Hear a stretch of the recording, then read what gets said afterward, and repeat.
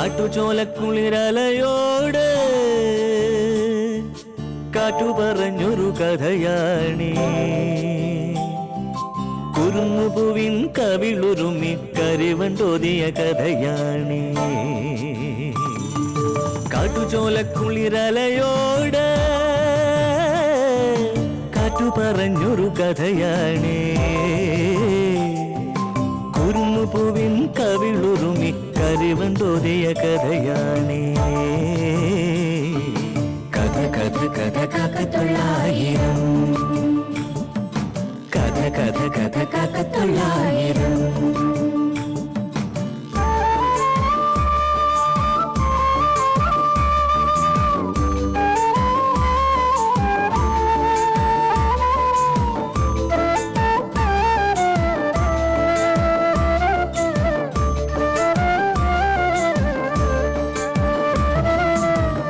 കടലിന്റെ തീരത്ത്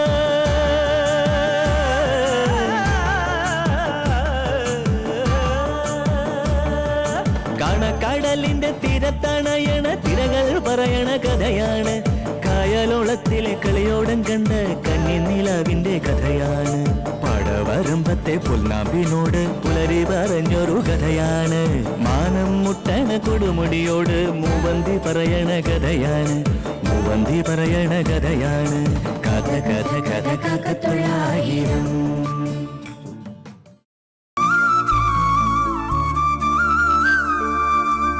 എന്നാലും ആ SIക്ക് ഇത്രമാത്രം കയറി ഇടപെടാൻ എന്തവകാശമാണുള്ളത്? ബന്ധുക്കളല്ലേ, പറഞ്ഞു വരുമ്പോ അടുത്ത ബന്ധുക്കൾ എന്ന് പറയാൻ മറ്റാരുമില്ല. ശരിക്കും ഗംഗയുടെ ഇപ്പോഴത്തെ അവസ്ഥ എന്താ അങ്കിൾ? വാസ്തവത്തിൽ വ്യക്തമായി പറയാൻ എനിക്ക് നിശ്ചയമില്ല മോളെ.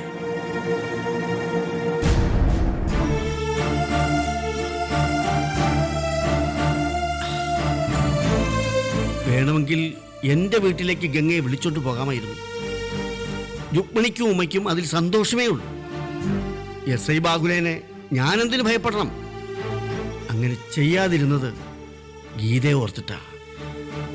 ഞാൻ ഗംഗയ്ക്ക് അഭയം കൊടുത്താൽ അതിൻ്റെ ദോഷഫലം ഗീതയ്ക്ക് അനുഭവിക്കേണ്ടി വരും. ഭർത്താവും അയാളുടെ അച്ഛനും അമ്മയും കൂടി ആ കുട്ടിയെ വല്ലാതെ ഒറ്റപ്പെടുത്തും, ഉപദ്രവിക്കും. ഇപ്പൊ തന്നെ അതിൻ്റെ കാര്യം വലിയ കഷ്ടമാണ്. ഗംഗയെ സഹായിച്ചിട്ട് ഗീതയ്ക്ക് കൂടുതൽ ദുരിതം സമ്മാനിക്കാൻ വയ്യ. അതും മാധവ മാഷിന്റെ മോള് തന്നെയല്ലേ.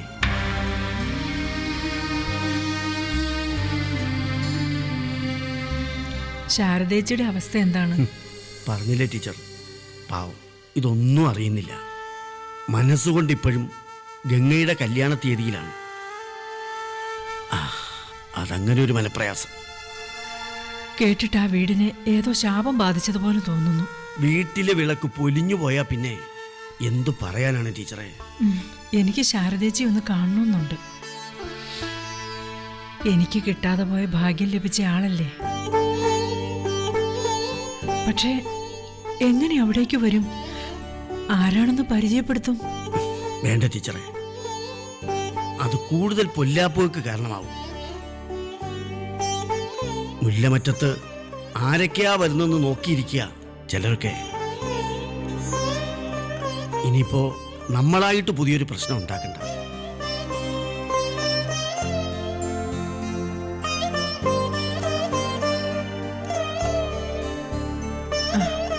നീ എന്താ മോളെ ആലോചിക്കുന്നേ? അമ്മ, അത് ഗംഗയെ നമുക്ക് കണ്ടെത്തി ഇങ്ങോട്ട് കൂട്ടിക്കൊണ്ടു വന്നാലോ? എന്റെ സഹോദരിയല്ലേ. എനിക്ക് 100 വട്ടം സമ്മതമേ ഉള്ളൂ. മാധവേട്ടന്റെ മോൾ എന്റെയും മോളാ. ഈശ്വരൻ സഹായിച്ച് ഒരാൾക്ക് കൂടി കഴിയാനുള്ള വക ഇവിടെയുണ്ട്. പക്ഷേ ഒരു പ്രശ്നമുണ്ട് ടീച്ചറെ. നേരത്തെ പറഞ്ഞതുപോലെ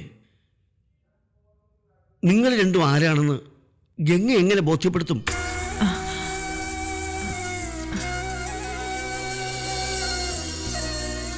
ടീച്ചറുടെ കാര്യത്തിൽ എന്തെങ്കിലും കള്ളം പറയാമെന്ന് വയ്ക്കാം. എന്നാ കൃഷ്ണയെ പറ്റിയോ? കണ്ണാടിയിൽ സ്വന്തം മുഖം കാണുന്നത് പോലെ ഗംഗയ്ക്ക് തോന്നും. ഒറ്റ നോട്ടത്തിൽ നമ്മൾ ആരും ഒന്നും പറയാതെ തന്നെ ആ കുട്ടിക്ക് കാര്യം മനസ്സിലാവും. പിന്നെ മാധവ് മാഷിനെ ഗംഗ എങ്ങനെ വിലയിരുത്തുമെന്ന് ഒരു നിശ്ചയവുമില്ല.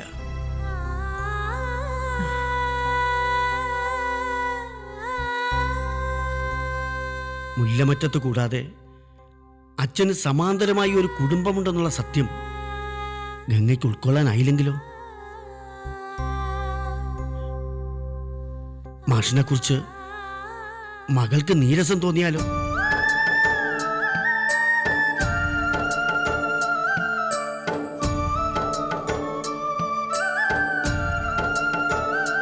മാധവ് മാഷ് എന്തെങ്കിലും ഒരു സൂചന കൊടുത്തിരുന്നെങ്കിൽ നമുക്ക് ആലോചിക്കാമായിരുന്നു.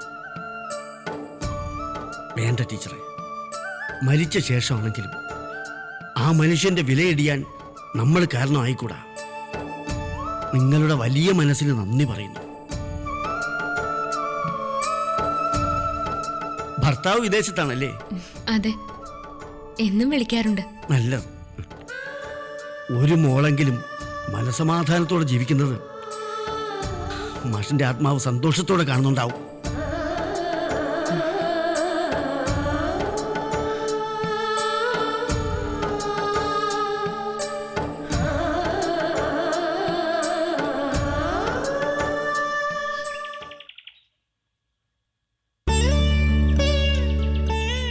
ഓർക്കാപ്പുറത്താണെങ്കിലും ഇങ്ങനെ ഒരു കൂടിക്കാഴ്ച തരവായി. ഇനി തിരുവനന്തപുരത്ത് വരുമ്പോ തീർച്ചയായിട്ടും ഇങ്ങോട്ട് വരണം.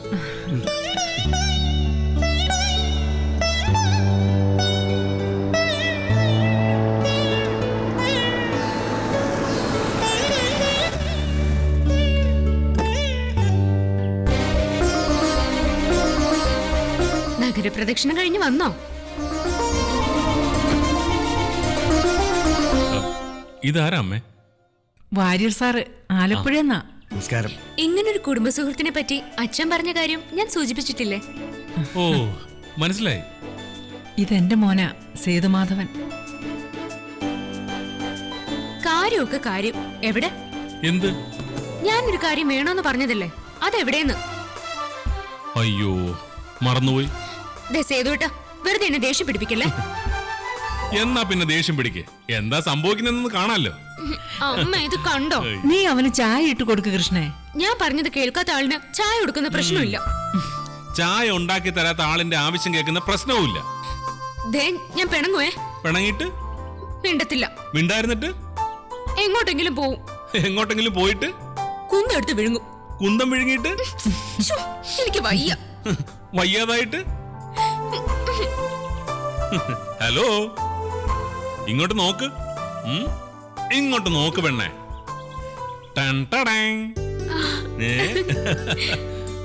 നിക്കണേ അവിടെ. അവരേട്ടനും അനിയത്തി ഇങ്ങനെയാ, തമ്മില് വലിയ സ്നേഹമാ. അല്ല ടീച്ചറെ, ഒരു മോള് മാത്രമല്ലേ ഉള്ളൂ. മാഷ് അങ്ങനെയാണ് പറഞ്ഞിട്ടുള്ളത്. അതെ, 3-4 വയസ്സുള്ളപ്പോ എനിക്ക് കിട്ടിയതാ സേതുവിനെ. അനാഥക്കുട്ടിയായിരുന്നു. സ്വന്തം മോനായിട്ട് ഞാൻ അവനെ വളർത്തി. അങ്ങനെ 2 മക്കളായി. അത് ശരി. എന്നാ പിന്നെ ഞാൻ ഇറങ്ങട്ടെ. അവിടുത്തെ വിവരങ്ങളൊക്കെ അറിയിക്കണേ. ഇനിയും വരികയും വേണം. ആയിക്കോട്ടെ, ശരി.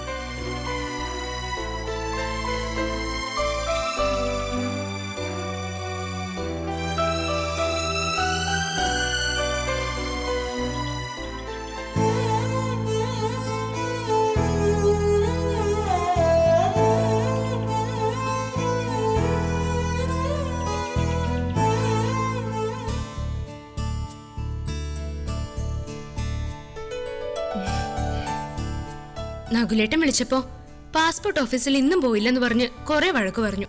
അതെനിക്ക് ഇഷ്ടപ്പെട്ടു. സേതുവേട്ടൻ ഒഴപ്പിട്ടാ ഇന്ന് പോവാൻ കഴിയാതിരുന്നേന്ന് ഞാൻ മറുപടി പറഞ്ഞു. അതെനിക്ക് ഇഷ്ടപ്പെട്ടില്ല.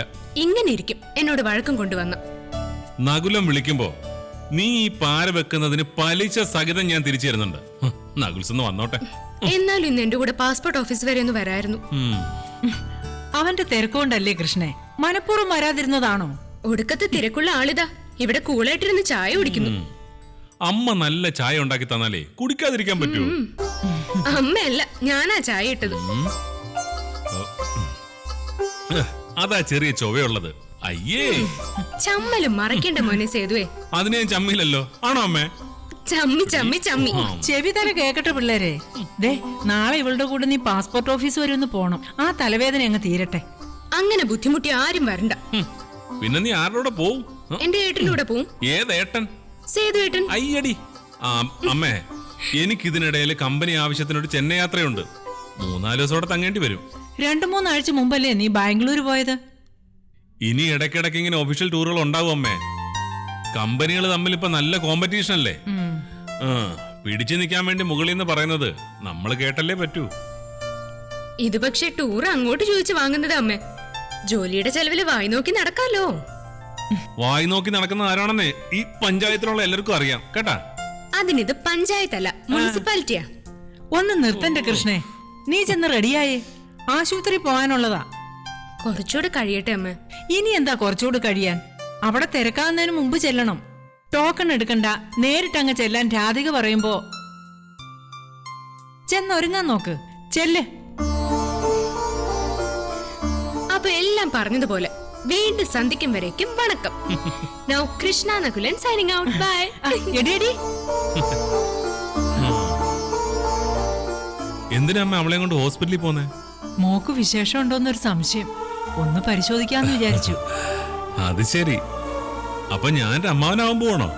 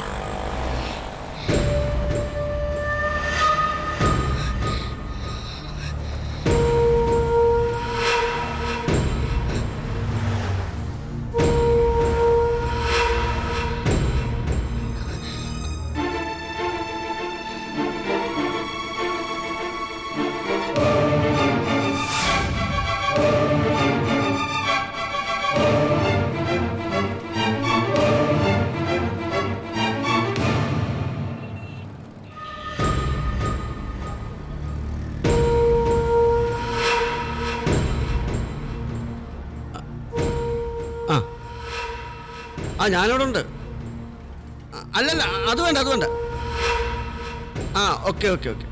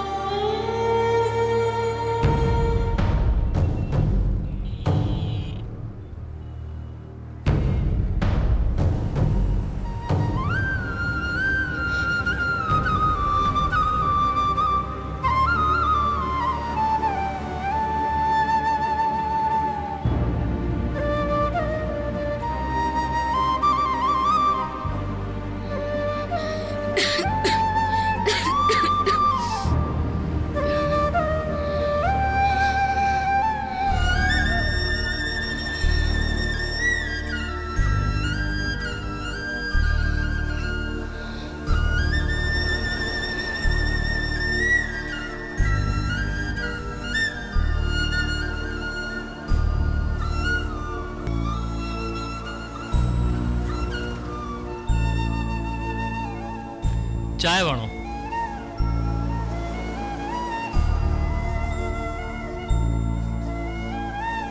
ദാ.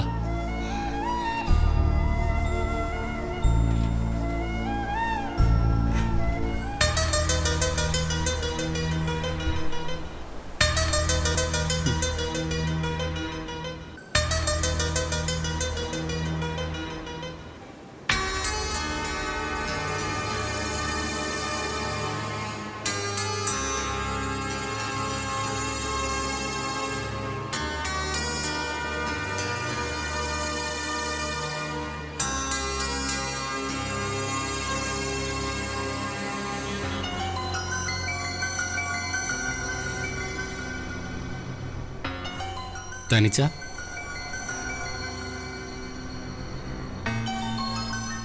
എങ്ങോട്ടാ പോണ്ടേ?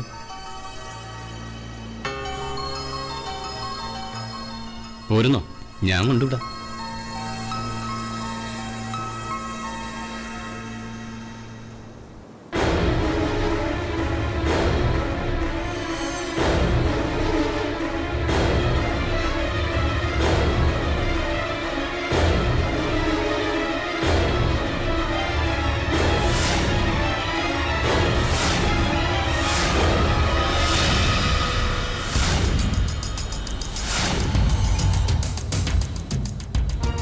ഹലോ, കാശ് തരാൻ മറന്നു. ചായ കുടിച്ചതിന്റെ പൈസ തന്നില്ലാന്ന്. പൈസ എന്താ ഇല്ലേ? അത് ഞാൻ പേഴ്സ് എടുക്കാൻ മറന്നു. ആഹാ, ബാഗ് എടുക്കാൻ മറന്നില്ലല്ല. പൈസ താ കൊച്ചേ. ഇല്ലാത്തതുകൊണ്ടാ. ചായ മുണങ്ങിട്ട് പൈസ ഇല്ലെന്നോ? ഇതൊന്നൊന്ന് ഗുണ്ടായിസോ? മര്യാദക്ക് കാശെടുക്ക്, എന്നിട്ട് പോയാ മതി. എന്റെ പൊന്നു ചേട്ടാ, ഒന്ന് വിട്, ഞാൻ തരാം പൈസ. പാവം മറന്നുപോയതാ, കണ്ടറിയില്ലേ? കളിപ്പിക്കുന്ന പാർട്ടിയൊന്നുമല്ല. ശരി ചേട്ടൻ വാ, കാശ് ഞാൻ തരാം. വാ, വന്നട്ടെ.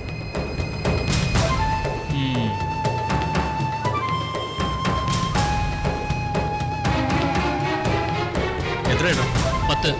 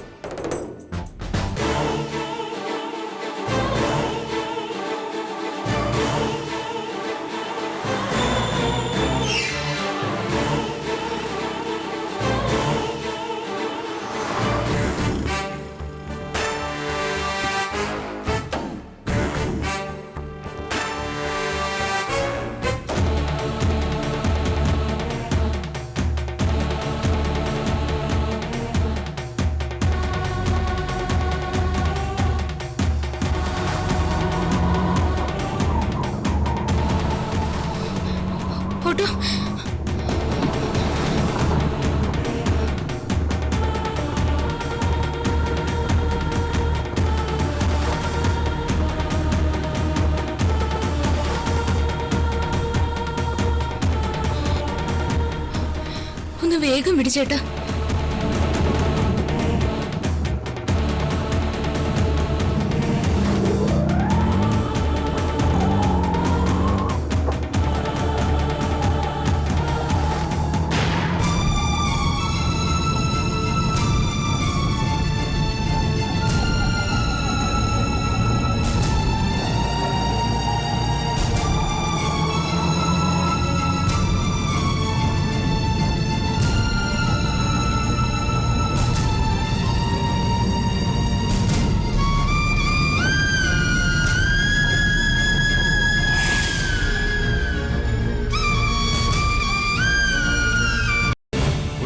അനാഥയായിരുന്ന ഗംഗ ഇന്ന് അനാഥയാണ്.